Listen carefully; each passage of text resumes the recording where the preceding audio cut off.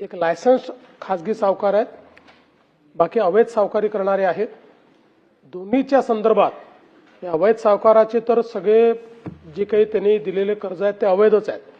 त्यामुळे त्या संदर्भात आमची अपील असेल की जर अशा प्रकारे कोणाला प्रताडित केलं जात असेल तर त्यांनी तक्रार करावी। आम्ही तक्रार घेऊ आणि त्या सावकारावर कारवाई करू।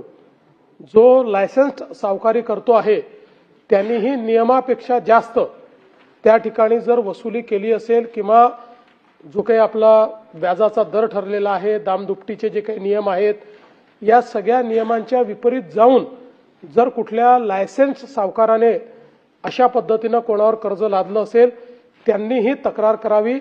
आम्ही कारवाई करून नियमानुसार त्या ठिकाणी त्यांना पूर्ण रिलीफ देऊ आणि अशा प्रकारे चुकीचं जर काम कोणी करत असेल तर त्यांचा सावकारीचा लायसन्स देखील रद्द होईल आणि फौजदारी कारवाई